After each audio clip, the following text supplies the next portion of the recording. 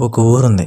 ఆ ఊర్లో ప్రతి వాళ్ళు చెప్పుకునేది ఏంటి అంటే, రాత్రి అవగానే ఎవరో ఇంటి బయటకు వచ్చి తలుపు కొడుతూ ఉంటారంట. మరికొందరు అంటారు ఎవరు బయట నడుస్తూ ఉంటారని. మరికొందరు మా ఇంట్లోకి నల్లటి పొగ బూడిద లాంటి మిశ్రమం ఇంట్లోకి వస్తుందని. కానీ ఆ ఊర్లో జరిగిన ఒక సంఘటన ఆ ఊరి చరిత్రనే మార్చేసింది. ఒకరోజు ఒక ఇంట్లో ఒక శరీరం కాలిపోయింది. ఆ శరీరాన్ని ఎవరూ తాకలేదు, ఎవరు ఏం చేయలేదు. కానీ ఆ శరీరం కాలింది. అసలు ఈ తలుపు కొడుతుంది ఎవరు, నడుస్తుంది ఎవరు, ఆ బూడిదేంటి, ఇవన్నీ క్వశ్చన్ మార్క్. కాబట్టి ఈ కథ చాలా భయంకరంగా ఉండబోతుంది. నాకు తెలిసినంతవరకు ఇలాంటి కథ మీరు ఎక్కడా వినుండరు. కాబట్టి వీడియోని ఎక్కడ స్కిప్ చేయకుండా చూడండి. ఆ గ్రామం పేరు పెద్దగా ఎవరు గుర్తుపెట్టుకోరు. కానీ ఆ గ్రామం గురించి ఒక కథ మాత్రం ప్రతి ఒక్కరికి తెలుసు. పెళ్లి రాత్రి కాలిపోయిన వధువు. ప్రతి ఏడాది వస్తుంది, తలుపు తెరిచిన వాళ్ళని అగ్నిలా తినేస్తుంది అని. అది కథ కాదు, నిజం. 10 ఏళ్ల క్రితం ఆ గ్రామంలో సీత అనే అమ్మాయికి పెళ్లి జరిగింది. ఆమె అందం గురించి గ్రామం మొత్తం మాట్లాడేది. కానీ ఆ రాత్రి ఆనందం కన్నా ఎక్కువగా ఇంట్లో దురదృష్టం మాత్రమే దాగుంది. పెళ్లి జరిగిన గంటలోపే ఆ ఇంట్లో అగ్ని చెలరేగింది. ఇంట్లో మొత్తం వెలుగులు ఆరిపోయాయి. పెళ్లి గీతాలు కేకలుగా మారాయి.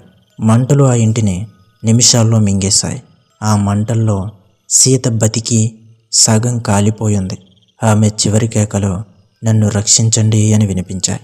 కానీ ఎవ్వరూ రక్షించలేదు. 1 సంవత్సరం తర్వాత అదే తేదీ అదే రాత్రి ఒక ఇంటి బయట కాలిపోయిన పాదాల గుర్తులు కనిపించాయి. చర్ర చర్ర అంటూ ఆ అడుగులు తలుపుల దగ్గరికి వచ్చాయి. అక్కడున్న వృద్ధుడు తలుపు తెరిచాడు. అతడు చూసింది పూర్తిగా కాలిపోయిన వధువు. కళ్ళల్లో అగ్ని, పెదవులపై వికృతాకారమైన నవ్వు. తలుపు మూసుకునే లోపే ఆమె లోపలికి వచ్చేసింది. మరుసటి రోజు ఉదయం ఆ వృద్ధుడు బూడిదిగా మారిపోయాడు. అప్పటి నుంచి ప్రతి సంవత్సరం ఏదో ఒక ఇంటి ముందు ఏవో అడుగులు వినిపిస్తూ ఉంటాయి. ఎవరైనా తలుపు తెరిస్తే వాళ్ళు లోపల నుంచి కాలిపోయిన శరీరంగా కనబడతారు. ఎవ్వరూ బయట నుంచి కాల్చలేదు. అది అగ్ని కాదు, అది ఆమె కోపం. ఇప్పుడు ఆ గ్రామానికి ఒక కొత్త కుటుంబం వచ్చింది. రవి, అతని భార్య లక్ష్మి, వారి చిన్న కుమార్తె అను. వాళ్ళ కథలు వినలేదు. వాళ్ళు ఆ ఇంట్లోనే ఉండటానికి వచ్చారు. అదే కాలిపోయిన వధువు ఇంటి దగ్గరికి. పక్క వాళ్ళు హెచ్చరించారు, ఆ రాత్రి తలుపు తెరవకండి అని. రవి నవ్వుకుంటూ ఇవన్నీ పాత కథలు, భయపెట్టడానికి మాత్రమే అన్నాడు. సరిగ్గా 1 సంవత్సరం తర్వాత అదే రాత్రి గడియారంలో టైం కరెక్ట్గా 12 అయింది. బయట గాలి ఒక్కసారిగా చల్లబడిపోయింది. అను నిద్రలో నుంచి లేచింది. నాన్న, బయట ఎవరో ఉన్నారు అని చెప్పింది. రవికి వినిపించలేదు. అప్పుడు చర్ర చర్ర అనే అడుగుల శబ్దం తలుపు దగ్గర. లక్ష్మి గుండె దడదల్లాడింది. అదే శబ్దం కదా అంది. తలుపు కింద నుంచి నల్లటి బూడిద లోపలికి జారింది. వాసన, కాలిపోయిన మాంసం వాసన. అను కేక వేసింది. అమ్మా, ఎవరో నిలబడ్డారు అంది. రవి తలుపు దగ్గరికి వెళ్ళాడు. ఎవరు అని అడిగాడు. జవాబు లేదు. కానీ ఒక మృదువైన స్వరం, తలుపు తెరవు అని. అది మహిళా స్వరం. కానీ లోపల దాగి ఉన్న అగ్ని వినిపించింది. లక్ష్మి అరిచింది, తలుపు తెరవకు, వాళ్ళు చెప్పారు కదా అని. రవి కాసేపు ఆగాడు. కానీ క్యూరియాసిటీ ఎక్కువై అతడు తలుపు కంచెం దగ్గర నుంచి చూశాడు. బయట పూర్తిగా కాలిపోయిన శరీరం, వధువు దుస్తులు, కానీ చర్మం లేదు, కేవలం బూడిద, కళ్ళల్లో మంటలు. అతడు వెనక్కి తగ్గాలనుకున్నాడు. కానీ ఆలస్యమైపోయింది. తలుపు స్వయంగా తెరుచుకుంది. ఆమె నెమ్మదిగా లోపలికి అడుగు పెట్టింది. ప్రతి అడుగు బూడిద గుర్తే.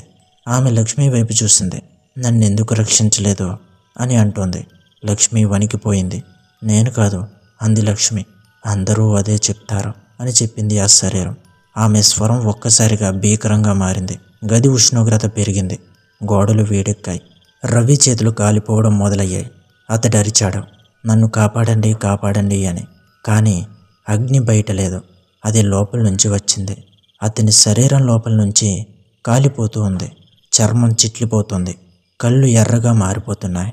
ఆమె అను వైపు చూసింది. చిన్న పిల్ల. ఆమె కళ్ళల్లో కొద్దిసేపు దయమేర్పించింది. కానీ వెంటనే అందరూ ఒకటే అనుకుంది. ఆమె చెయ్యి పైకెత్తింది. గది మొత్తం అగ్నితో నిండిపోయింది. మరుసటి రోజు ఉదయం ఆ ఇంట్లో 3 శరీరాలు కనిపించాయి. బయటి నుంచి ఎవ్వరూ తాకలేదు. కానీ 3 శరీరాలు కూడా లోపల నుంచి కాలిపోయాయి. తలుపు బయట మళ్ళీ ఆ అడుగుల గుర్తులు, అవి మాయమైపోయాయి. ఇప్పుడు కూడా ప్రతి ఏడాది అదే రాత్రి, ఒక కొత్త ఇల్లు, ఒక కొత్త తలుపు, ఒక కొత్త బాధితుడు. ఆమె ఇంకా తిరుగుతోంది, ఆమె ఇంకా అడుగులు వేస్తోంది. మీ తలుపు దగ్గర కూడా ఒకరోజు ఆ శబ్దం వినిపిస్తే దయచేసి తలుపు తెరవకండి.